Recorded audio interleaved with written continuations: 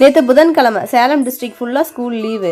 சேலம் கோட்டை மாரியம்மன் கோவில் வந்து பண்டிகை அப்படிங்கிறதுனால வருஷம் இந்த நாள் வந்து ஸ்கூல் லீவ் விட்டுருவாங்க. சரி, குழந்தைங்களுக்கு ஸ்கூல் லீவு தானே அப்படின்னு சொல்லிட்டு வழக்கம் போல கொஞ்சம் லேட்டாக எந்திரிச்சிட்டேன். ஏன்னா ஆன்லைன் கிளாஸ் வந்து பார்த்தீங்கன்னா முடிஞ்சிருச்சு. தூங்கி எந்திரிச்சு வெளியே வரும்போது வந்து பார்த்தீங்கன்னா ஒரு குண்டா நிறைய வாழைக்காய். என்னன்னு பார்த்தீங்கன்னா வழக்கம் போல வாழை மரம் ரொம்ப ஹைட்டாக போனதுனால வாழைத்தார் வந்து உடஞ்சி கீழே விழுந்துருச்சு.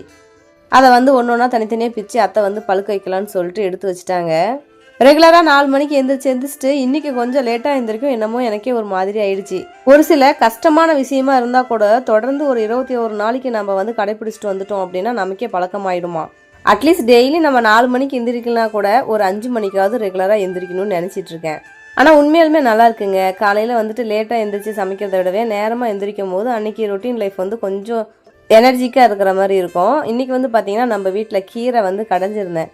அப்புறம் அந்த ஆந்திராவுக்கு போயிருந்தப்ப பொங்கல் கொடுத்துருந்தாங்க. அளவாக தான் செய்கிறாங்க, ஆனால் டேஸ்ட்டு சூப்பராக இருந்துச்சு. முழுக்க பால்லே ஊற்றி செய்வாங்க போல். அதே மாதிரி வீட்லேயும் ட்ரை பண்ணி பார்த்தா சூப்பராக இருந்துச்சு.